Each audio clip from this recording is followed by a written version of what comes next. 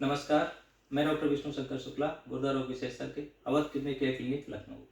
आज हम लोग बात करेंगे एक बहुत ही इम्पोर्टेंट टॉपिक पर, वो है हेमेचूरिया, मतलब पेशाब में ब्लड का आना।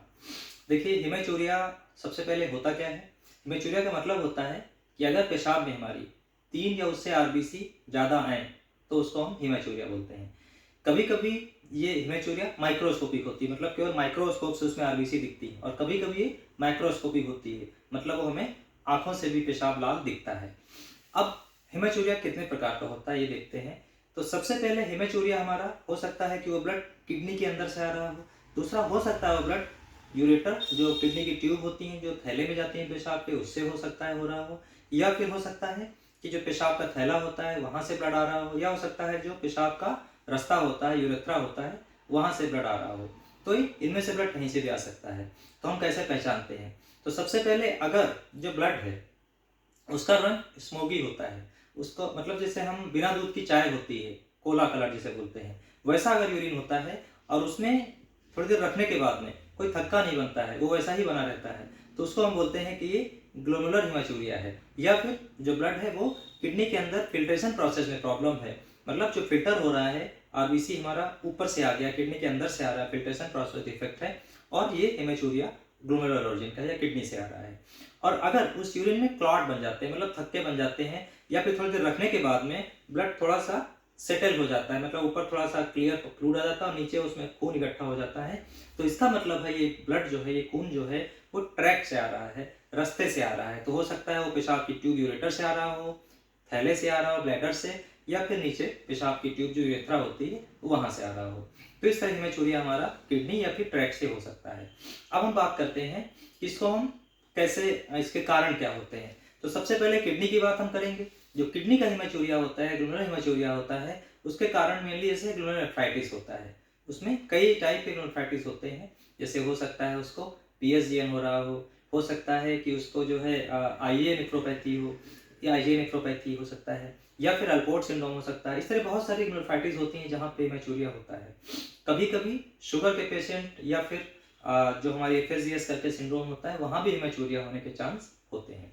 अब आता है ट्रैक की बात करते हैं। तो अगर यूरेटर जो होते हैं, जो ट्यूब होती है पेशाब की, उसमें अगर कोई स्टोन है, या फिर उसमें कोई रुकावट आ गई, उसमें कोई इन्फेक्शन हो गया है, उसके अंदर कोई मांस है, कोई ट्यूमर है, तो उसकी वजह से भी ब्लड पेशाब में आ सकता है। इसी प्रकार जो पेशाब का थैला होता है, ब्लैडर होता है, कभी कभी उसमें अगर स्टोन होता है, या उसमें कोई इन्फेक्शन है, उसे हम सिस्टाइटिस बोलते हैं, या उसमें कोई पैरासाइट है, सिस्टोसोमिया है जैसे, ऐसा कोई इन्फेक्शन है, तो उसमें भी ब्लड पेशाब में आ सकता है।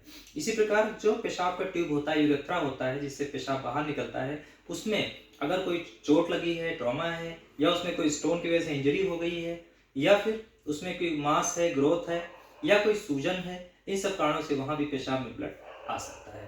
तो ये हमारे हेमाचूरिया के कारण हो गए। हम बात करते हैं इसको हम कैसे पहचानते हैं और आगे हम कैसे मैनेज करते हैं। तो पहचानने के लिए सबसे पहले हम ग्लोमेरुलर हेमाचूरिया की बात करते हैं। तो अगर पेशाब का रंग कोला कलर का स्मोगी है, या फिर पहचान में नहीं आ रहा है, हमको सिर्फ पता चल रहा है पेशाब लाल हो रहा है, तो हम क्या करते हैं, माइक्रोस्कोपिकली उसको देखते हैं। तो अगर माइक्रोस्कोप में देखने पर वो जो पेशाब में ब्लड आ रहा है, उसमें कुछ स्पेसिफिक फीचर से सिस्टोसाइट होता है, या फिर उसमें जो होता है डिस्मॉर्फिक आरबीसी होते हैं, तो ऐसी चीजें अगर आती हैं, तो इसका मतलब है ब्लड जो है वो ग्लोमेरुलर या फिर किडनी के ऊपर से आ रहा है, नेफ्रॉन में फिल्ट्रेशन डिफेक्ट की वजह से आ रहा है, ग्लोमेरुलनेफ्राइटिस की वजह से आ रहा है, कहने का मतलब ये है। ठीक, और इसके साथ एक बहुत इंपॉर्टेंट बात होती है, मोस्टली इसके साथ में थोड़ा प्रोटीन भी आता है पेशाब में। अब बात करते हैं आगे क्या होता है। अगर ट्रैक में कोई प्रॉब्लम, यूरेटर में कुछ है, स्टोन है, कोई मास है, तो उसके लिए हम लोग क्या करते हैं, सबसे इंपॉर्टेंट जांच होती है हमारे लिए, वो है सीटी स्कैन। तो सीटी स्कैन से पता चल जाता है उसमें कोई स्टोन तो नहीं फंसा हुआ, या स्टोन कोई चोट करके निकल तो नहीं गया है, या कोई ट्यूमर तो नहीं है। इसी प्रकार थैला होता है, जो थैले में हम सीटी स्कैन से भी देख सकते हैं, और अल्ट्रासाउंड में भी हमको दिख जाता है कि अंदर कोई गांठ तो नहीं है, कोई और बात तो नहीं है, अंदर कोई ग्रोथ तो नहीं है।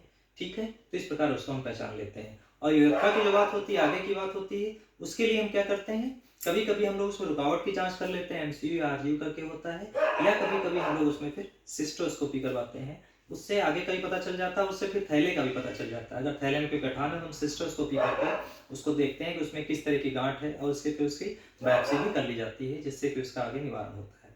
अब आगे मैनेज करने के लिए जो ग्रानुलर हेमाचूरिया, हमको पता चल गया कि किडनी के अंदर से पेशाब आ रहा है, सॉरी ब्लड आ रहा है पेशाब में, तो उसके लिए हम सबसे इम्पॉर्टेंट जांच हमारे लिए होती है, कुछ हमारे मार्कर होते हैं जो रिएक्शन के मार्कर होते हैं, और इसके बाद में हम लोग क्या करते हैं, उसकी किडनी की हम बायोप्सी करवाते हैं, क्योंकि ये बहुत डेंजरस होता है। प्लमोनरी हेमाचूरिया जो होता है वो सबसे डेंजरस होता है और ये आगे चलकर किडनी को पूरी तरह खराब भी कर सकता है। तो ये सारी जानकारी हम लोगों ने हेमाचूरिया के बारे में करी।